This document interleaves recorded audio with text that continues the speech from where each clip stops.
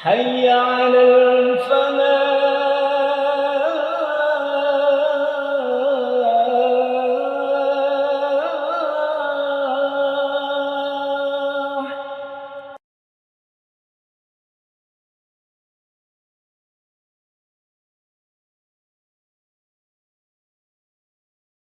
السلام عليكم ورحمة الله وبركاته.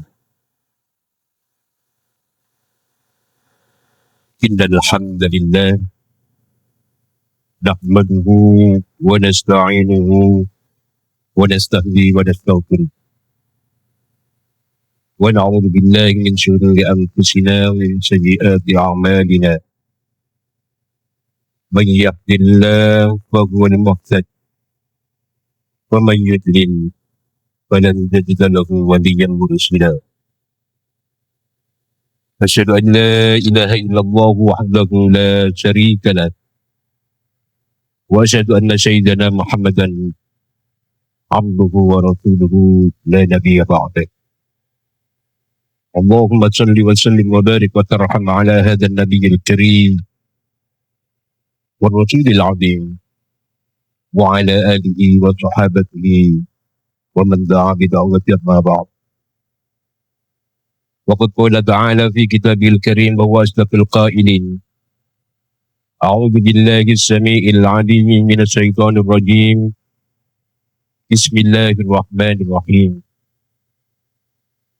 إن عدة الشهور عند الله 12 شهرا في كتاب الله يوم خلق السماوات والأرض منها 4 حرم ذلك الدين القيم فلا تظلموا فيهن أنفسكم وقاتلوا المشركين كافة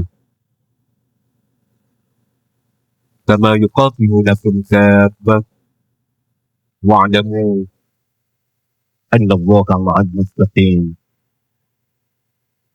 وقال رسول الله صلى الله عليه وسلم: ما عمل ابن آدم يوم النحر عملا أحب إلى الله عز وجل من إراقة الدم إلى آخره. حديث مثل. اللهم افتح بيننا وبين قومنا بالحق وبالفتح يا فتاح افتح قلوبنا وأنت خير الفاتحين. اللهم ارزقنا حبك وحب ما يحبك وحب ما يقربنا إلى حبك يا ودود غير مقصود ويا ذا الفضل والجود. Para bapak ibu, saudara-saudara sekalian, para jamaah Masjid Al-Falah rahimahullah. Syukur alhamdulillah. Marilah kita haturkan kehadirat Allah Subhanahu wa taala atas segala nikmat dan karunia yang diberikan kepada kita sehingga kita masih konsisten istiqamah menjalankan syariat Allah, konsisten dan istiqamah imbadi yang nambungan untuk dapat menjalankan jalan yang kita Ta'ala dan sekaligus mampu di atas kapan mengabaikan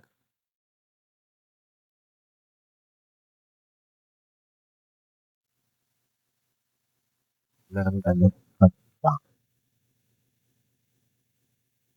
Para jemaah wahdal iman rahimahullah, pada kesempatan ini kita akan membahas sebuah tema tentang bagaimana kita meraih puncak keimanan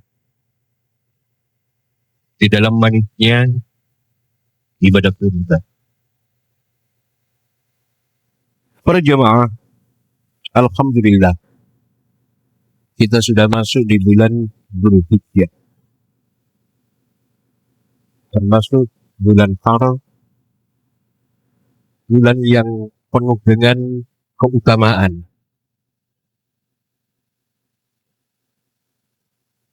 Ada banyak keutamaan-keutamaan di dalam bulan Dzulhijjah ini, yang manakala kita melakukan optimalisasi ibadah di dalam bulan Dzulhijjah ini, maka kita akan memperoleh kebaikan-kebaikan, kita memperoleh keutamaan-keutamaan yang oleh Allah Subhanahu wa taala.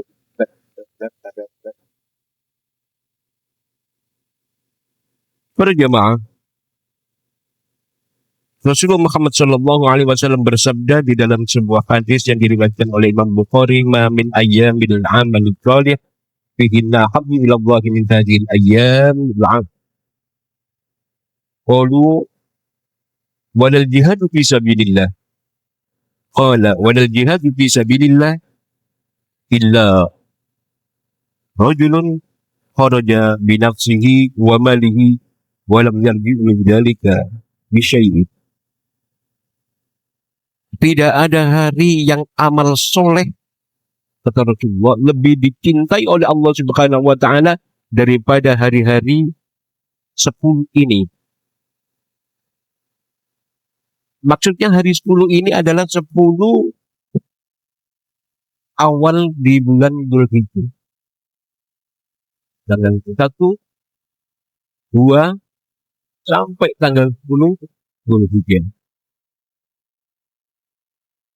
Ini adalah hari yang paling dicintai oleh Allah Subhanahu wa taala selama 10 hari ini, dan kita hari ini masuk di dalam hari-hari itu.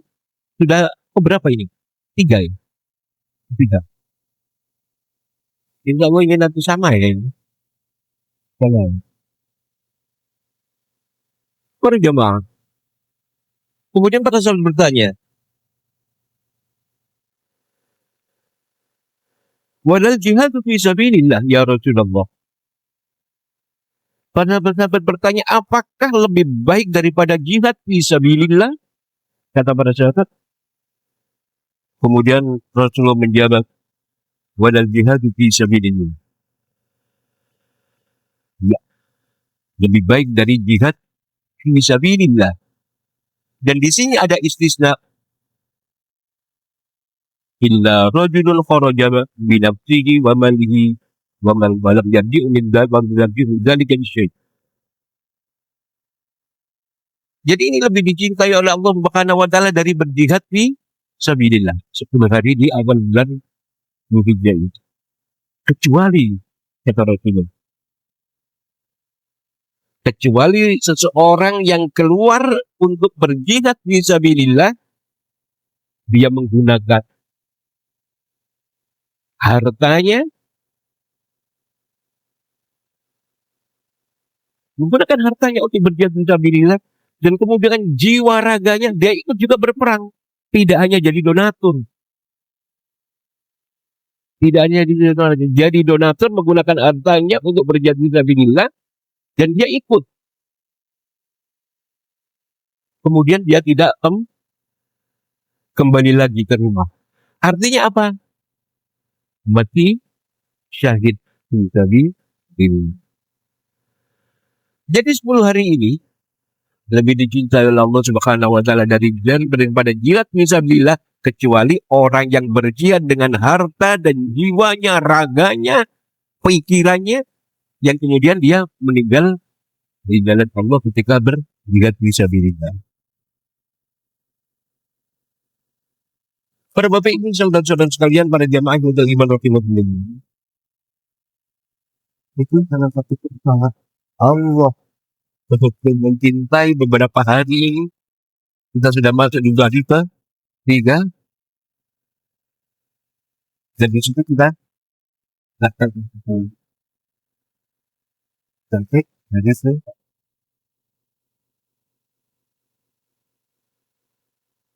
Ma'asyiral muslimin rahmatan liman rahimahumullah. Ibnu Rajab Al-Hanbali rahimahullah berkata, wa idza kana ahabbu ila Allah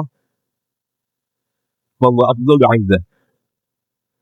Apabila sesuatu itu lebih dicintai oleh Allah Subhanahu wa taala, maka sesuatu itu afdal. Artinya Kalau ada dua opsi, kita melakukan aktivitas ibadah, optimalisasi ibadah di 10 hari pertama bulan Dzulhijjah.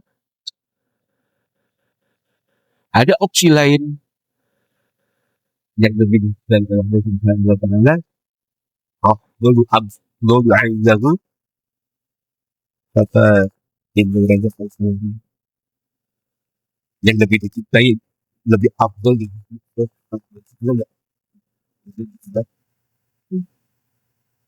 kan sah dengan Rasulullah dan sahabat berikutnya mudah tidak ada tenang, tidak ada tidak ada bulan-bulan yang penuh dengan kedamaian, biasanya melakukan perjanjian untuk mendapat dan ada kesepakatan di antara kabilah-kabilah yang ada di barat. Kemudian bulan-bulan haram yang biasa. Para bapak ini saudara-saudara sekalian yang pada iman rahimahumullah. Yang pertama, yang kedua para jamaah Islam disempurnakan oleh Allah Subhanahu wa taala pada bulan Dzulhijjah, itu bulan ketika Rasulullah Muhammad Sallallahu Alaihi Wasallam melaksanakan haji wada, haji terpisah, haji terakhir yang dilakukan oleh Rasulullah Muhammad Sallallahu Alaihi Wasallam, dan Rasulullah memang sekali berhaji. Tidak seperti kawan-kawan kita yang berkali-kali berhaji.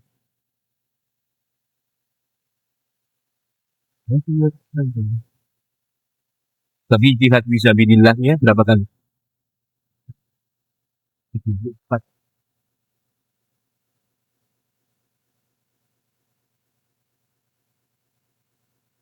Kalau kita haji berkali-kali gak pernah itu. Ketika terjadi peperangan antara umat Islam dengan musuh-musuhnya, kita salah memilih gitu.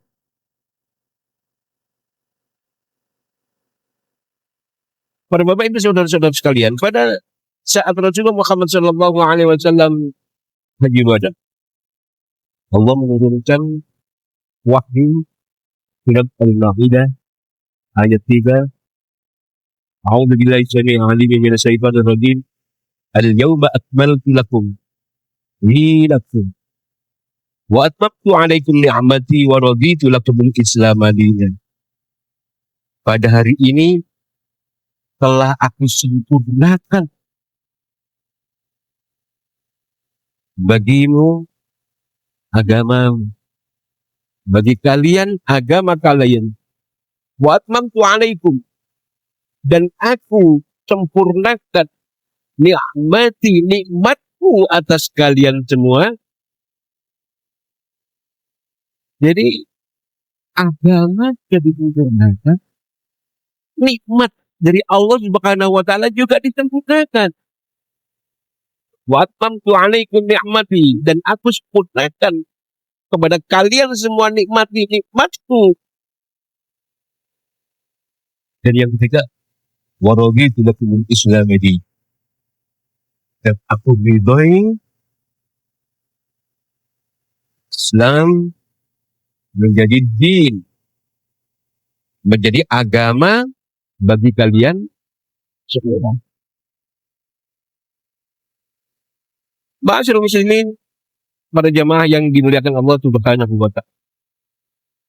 Ayat ini memberikan penegasan kepada kita bahwa agama sudah sempurna, sehingga tidak butuh lagi kreativitas untuk kemudian menambah-nambah agama ini. Karena agama itu sempurna. Tidak boleh kita kemudian atas nama kreativitas membuat yang namanya ibadah.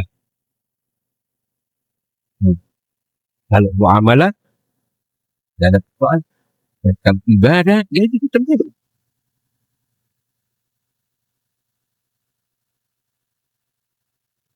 Ma'asyiral muslimin rahimakumullah.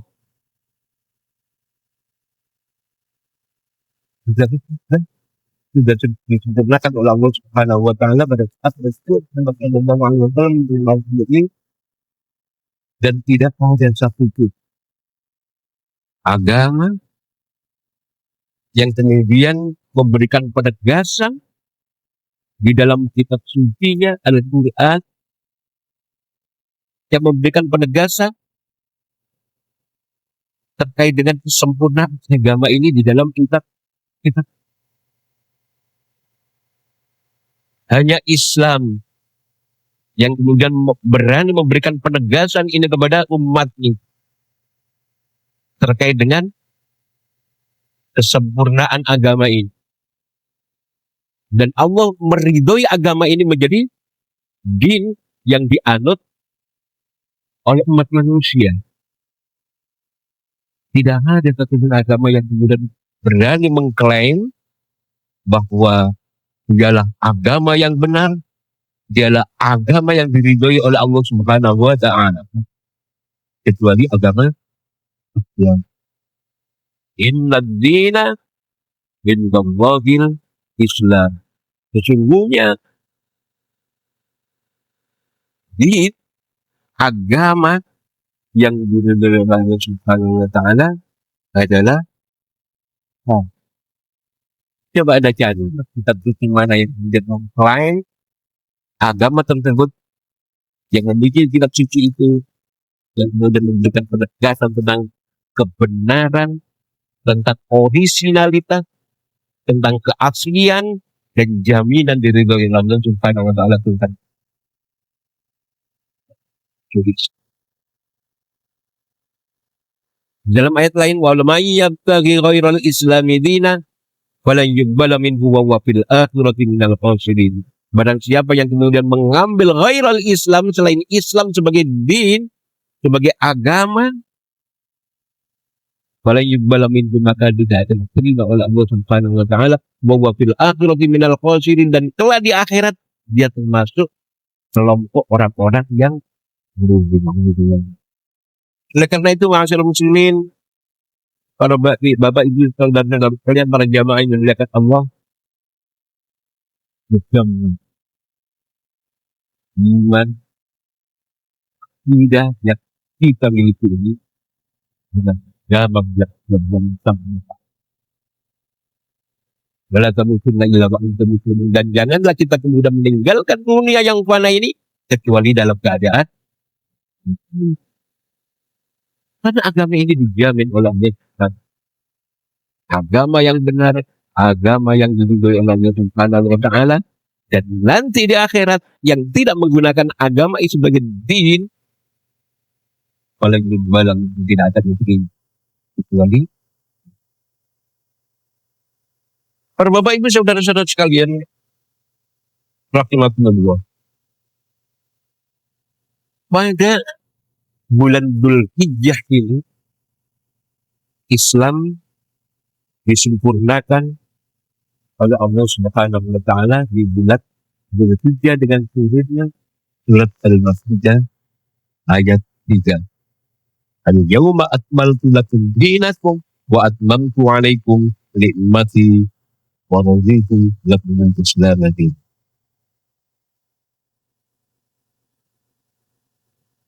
Para jemaah, ada sebuah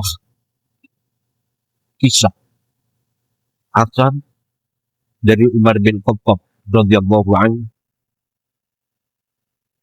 bahwasanya ada seorang nabi Yahudi, jadi pimpinan agama, kiainya, ulamanya, orang-orang Yahudi itu namanya Nabi. Rabi Yahudi ini berkata kepada Umar bin Khattab, wahai Amirul Mukminin, tahukah kau satu ayat di dalam kitab suci kalian yang namanya Al-Quran itu, yang sering kali kalian baca, yang memiliki bobot luar biasa, yang seandainya Allah itu menurunkan kepada kami di dalam kitab suci kami, maka hari turunnya ayat itu akan kami jadikan sebagai hari raya yang akan kami rayakan besar-besaran.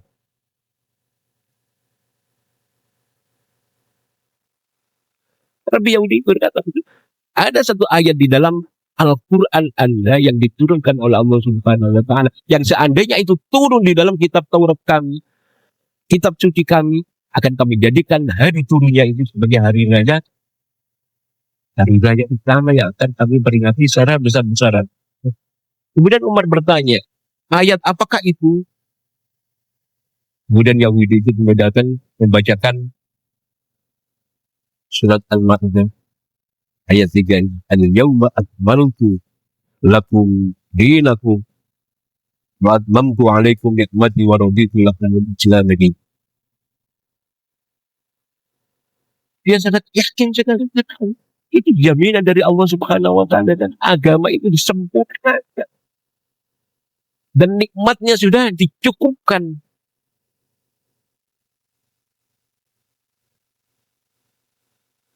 Kemudian Umar berkata, sungguh kami telah mengetahui di mana dan kapan ayat itu turun.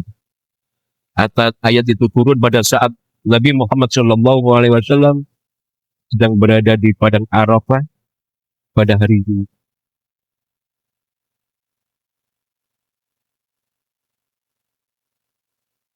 Ma'asyiral muslimin rahimakumullah, Allah menyempurnakan agama ini. Kemudian yang kedua, Allah mencukupkan nikmatnya. Dan yang ketiga, Allah ridho terhadap agama ini sebagai din bagi umat manusia.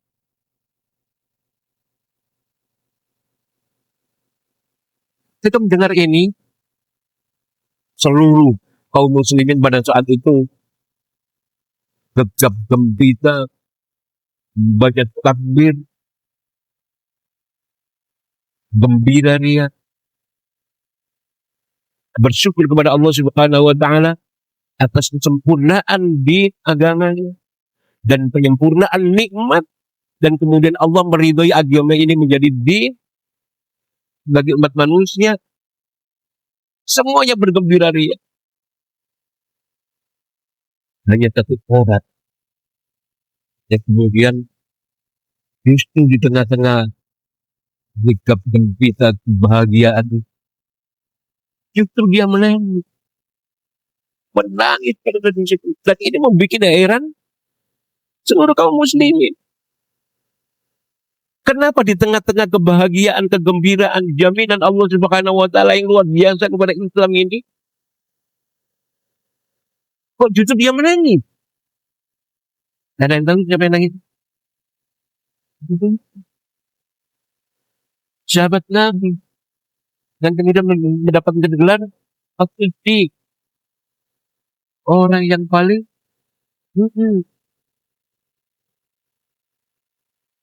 ketika ditanya, ya Abu Bakar, bukankah hari ini adalah hari kebahagiaan, hari kita bergembira, hari di mana kita mestinya bersuka-cita?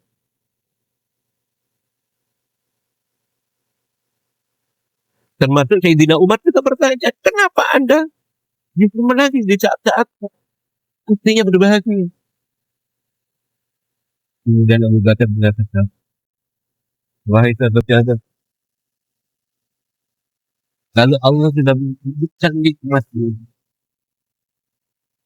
maka itu adalah sebuah indikasi di mana nikmat terbesar yang Allah berikan kepada kita adalah nikmat turunnya Rasulullah Muhammad Sallallahu Alaihi Wasallam sebagai khatamul anbiya wal mursalin, yang membawa risalah kepada umat manusia akhir zaman ini. Beliau panggil dan semuanya tersadar bahwa nikmat itu sudah cukup, maka Allah akan memanggil Rasulullah Muhammad Sallallahu Alaihi Wasallam sebagai nikmat terbesar yang diturunkan oleh Allah untuk membawa risalah akhir zaman ini. Kemudian semuanya Allah. Para bapak ibu saudara-saudara sekalian, itu keutamaannya dua. Yang pertama 10 hari awal di bulan Dzulhijjah adalah momentum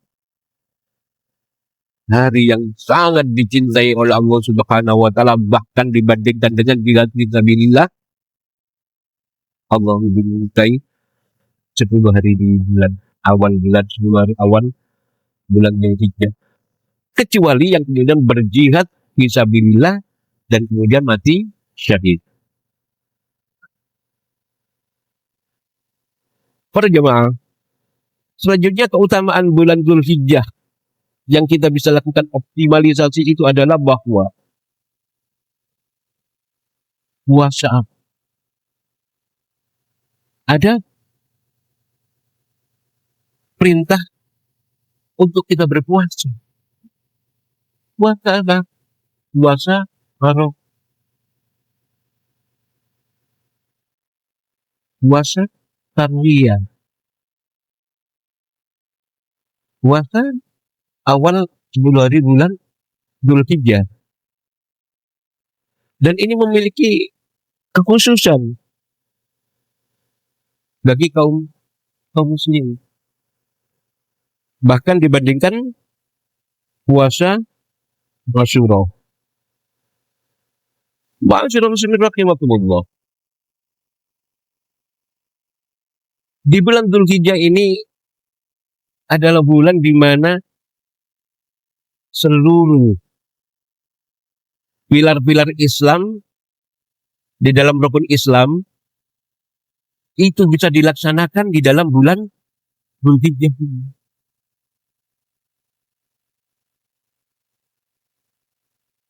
Kalau sholat setiap hari kita membaca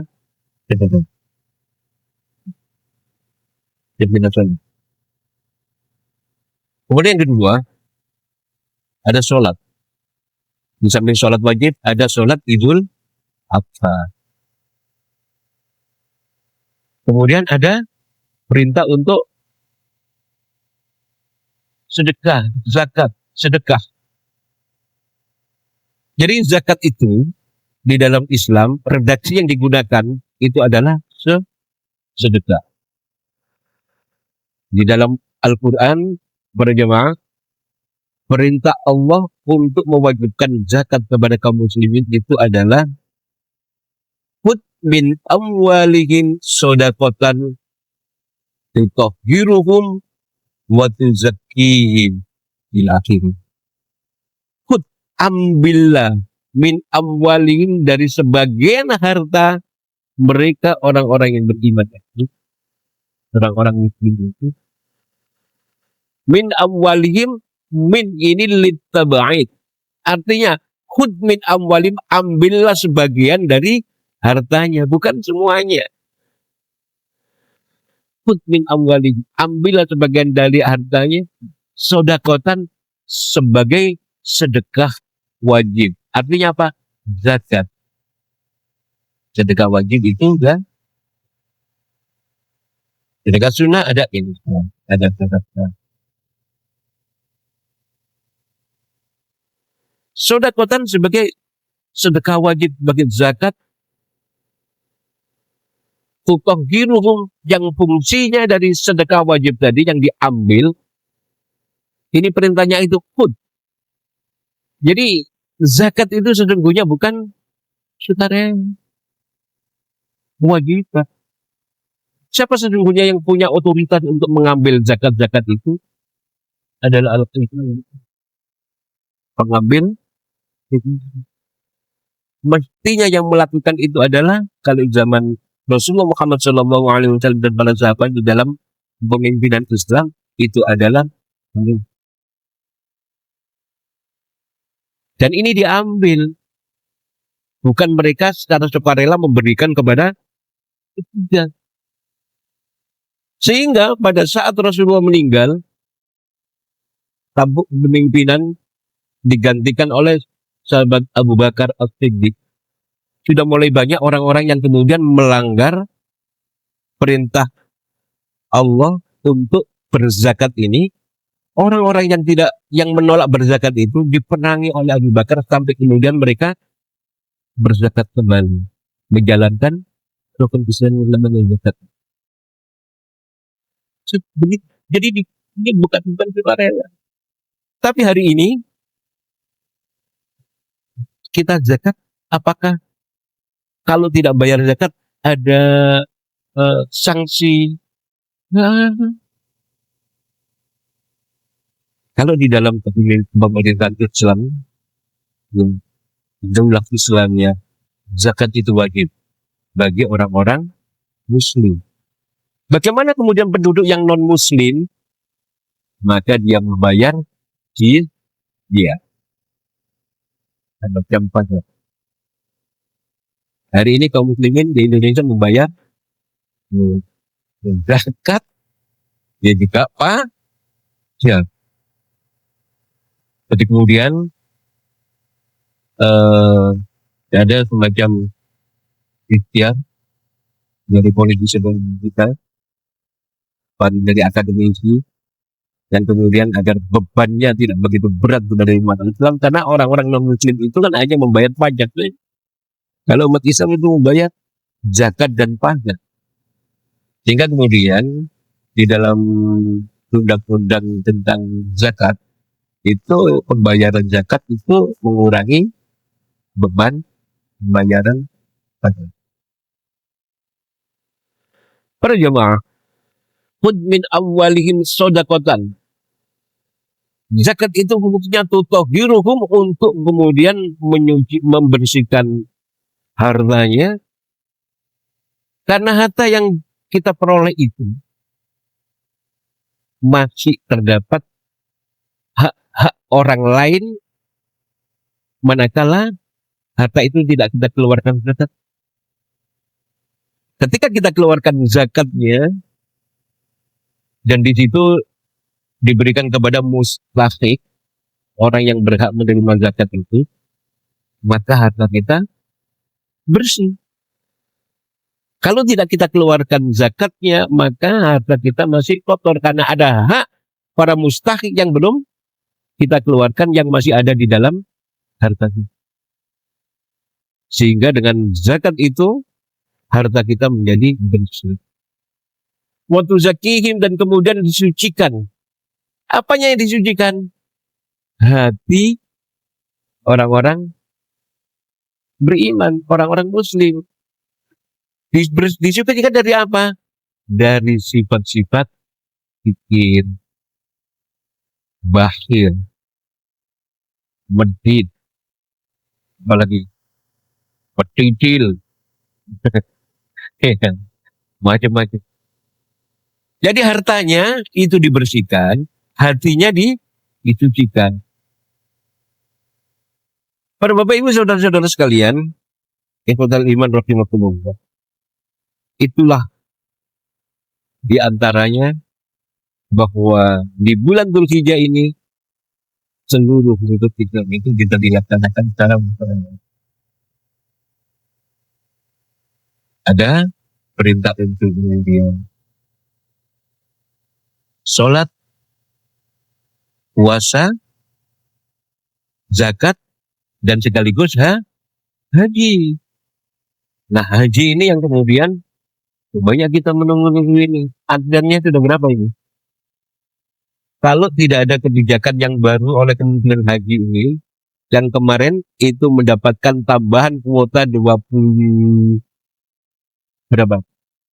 ribu jamaah, yang mestinya 92% untuk haji reguler, karena antriannya sudah 50 tahun, Pak.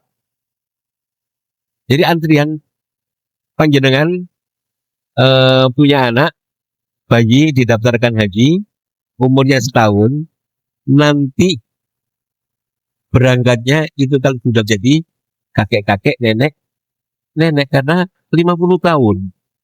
Di Malaysia itu sudah lebih dari 50 tahun. Jika kemudian ada ikhtiar untuk meminta tambahan kuota, dan itu dikasih 20 ribu, itu tapi terjadi semacam apa ini, sesuatu yang sebenarnya membuat malu saya. yang itu diberi tambahan kuota itu untuk menurunkan antriannya agar tidak terlalu panjang, tapi ternyata dimanfaatkan untuk kepentingan umum. Ini yang tidak pada 50% untuk haji reguler, 50% untuk haji di furoda. Dan itu harganya mahal, Pak. Ada yang pernah ikut furoda? Berapa harganya? Mulai 350 juta sampai 1 miliar, 1,5 miliar itu dibeli. Bagi orang saya pernah ikut haji furoda. Dan waktu itu saya nggak bayar karena diundang oleh kedutaan Saudi Arabia, namanya Syekh Osama bin Muhammad Al-Suaibi. Pernah saya ajak ke sini. Saya pernah ajak ke sini, ketemu sama ketua takmir, ketua yayasan, diskusi-diskusi sebelum COVID itu. Nah itu ketika haji furoda itu saya ikuti dan luar biasa fasilitasnya. Dan orang-orang yang ada di kiri kanan saya tanya itu berapa. Berangkat gimana? Oh saya ikut furoda. Travel bayar 950 juta. Ada yang 1 miliar. Paling murah itu 425 juta. Itu yang saya tanya kiri kanan. Nah, yang mendapatkan undangan khusus itu yang tanpa biaya. Para bapak ibu saudara-saudara sekalian ikhwatul iman rahimakumullah. Dan sekarang ini antriannya sudah turun. Sudah turun drastis. Kira-kira berapa ini? 32 atau 32 tahun. Jadi agak sudah menurun sedikit dengan adanya tambahan. Jadi sholat, puasa, zakat, haji itu bisa dilaksanakan semuanya di bulan Dzulhijjah. Kemudian berikutnya adalah bahwa pada bulan Dzulhijjah ini banyak sekali orang yang kemudian menjalankan perintah dari Allah Subhanahu wa taala untuk berkurban. Gimana berkurban ini para jemaah? Ada sebuah hadis yang kemudian disampaikan oleh Rasulullah SAW terkait dengan keutamaan kurban ini untuk menapak tilas mengikuti syariat Nabi Ibrahim yang kemudian diikuti oleh Nabi kita Muhammad SAW yang hingga hari ini diikuti oleh kaum muslimin di seluruh dunia.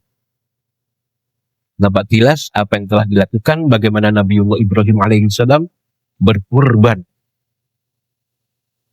Kurbannya ini luar biasa. Ananda yang ditunggu-tunggu lama. Nabi Ismail untuk dikurbankan. Dan setelah Allah memerintahkan kurban ini dan dilaksanakan untuk menyembelih putranya ini. Kemudian Allah menggantinya dengan bidibhin adim. Dengan kambing atau biri-biri atau di sini domba. Domba. Dan itu dilaksanakan. Kaum muslimin seluruh dunia meyakini bahwa yang dikorbankan adalah Nabi Ismail alaihissalam. Tapi sebagian umat Islam dan orang-orang Yahudi itu meyakini bahwa yang dikorbankan itu adalah Nabi Ishak. Orang Yahudi itu mengatakan bahwa yang dikorbankan oleh Nabi Ibrahim itu adalah Nabi Ishak. Dan ada memang sebagian kaum muslimin yang tidak banyak. Tidak banyak. Yang kemudian meyakini itu yang dikorbankan adalah Nabi Ishak alaihissalam. Dan selanjutnya para bapak ibu saudara-saudara sekalian, di bulan Dzulhijjah. Bulan Dzulhijjah itu adalah bulan muktamar umat Islam tingkat dunia. Semua umat Islam semuanya berkumpul, Pak. Berkumpul di mana? di Makkah Al-Mukarramah, Madinah Al-Munawwarah. Umat Islam seluruh dunia, apapun kelompoknya, apapun pemikirannya, apapun cara pandangnya, paradigmanya, panjang dia umat Islam, maka dia berkumpul dan berhaji di Haramain, Mekah, Madinah. Ada enggak yang tidak berhaji di situ? Ada. Contoh misalnya, ya contoh ya. Dulu di Indonesia, di Makassar kalau nggak salah, itu ada sebagian kelompok orang yang kemudian meyakini bahwa dia melakukan tawaf di gunung bawah Karaeng itu adalah bagian dari ritualitas haji. Orang-orang Ahmadiyah, ya, karena Oki, ya, kemudian Rabitul Alam Islami menganggap bahwa Ahmadiyah itu ghairul Islam, walaupun dia tampilannya seperti umat Islam, dia juga sholat, dia juga adzan, tapi dia ghairul Islam. Maka dia tidak boleh. Orang non-muslim, nggak boleh orang non-muslim kemudian masuk tanah haram. Kemana dia haji? Dia haji di sebuah desa yang ada di Pakistan namanya Rabwah. Itu di sana. Ada lagi sebagian kelompok yang kemudian melakukan haji tapi tidak di Mekah, tapi kemudian di Karbala. Tahu Karbala, Pak? Ya. Karbala. Karbala itu di daerah Irak. Nah, ini adalah orang-orang sekte tertentu dari kelompok Syiah. Ya, tidak semuanya ya. Ada yang di sana. Tetapi pada dasarnya para Bapak Ibu, saudara-saudara sekalian, bulan Dzulhijjah itu adalah bulan muktamar umat Islam di seluruh dunia yang tidak dilarang oleh Khadimul Haramain, pemerintah Saudi Arabia. Ya. Kemudian mereka datang berhaji di Haramain, Mekah dan Madinah. Ma'asyiral muslimin ikhwatal iman rahimakumullah. Itulah kemudian keutamaan bulan Dzulhijjah. Para tokoh-tokoh di seluruh dunia memiliki kesadaran, perjuangan, jihad fisabilillah. Setelah kemudian datang ke Haramain, di dalam muktamar umat Islam dunia ini, mereka kembali ke negaranya masing-masing dengan membawa pengaruh, membawa ruh untuk kemudian membangun umat Islam di negaranya masing-masing. Di Indonesia dulu ada Kiai Hasyim Asy'ari. Setelah dari Mekah pulang ke Indonesia mendirikan Nahdlatul Ulama.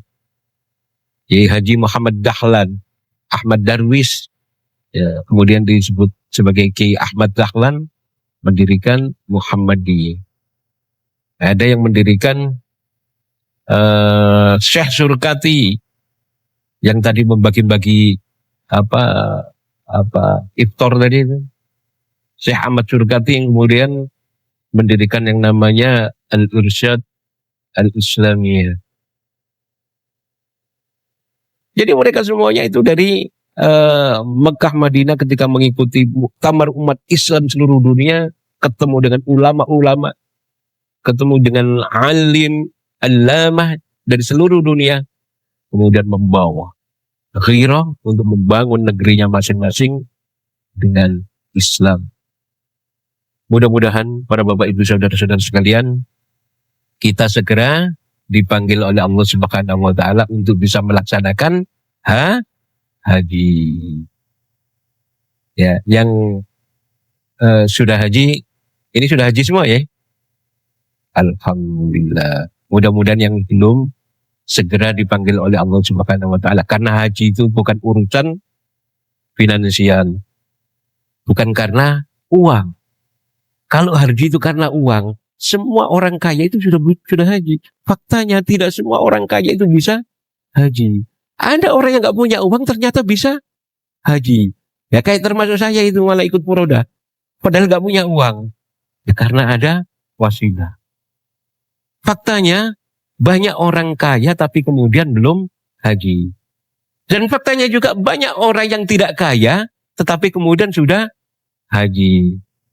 Haji adalah panggilan Allah Subhanahu wa taala. Kalau sudah dipanggil oleh Allah, segera sambut sehingga kita kemudian bisa melaksanakan rukun Islam yang kelima ini dan sempurna sebagaimana ibadah kita di bulan Dzulhijjah. Semuanya bisa dirangkum dalam bulan Dzulhijjah ini. Bisa melaksanakan rukun Islam secara kompleks.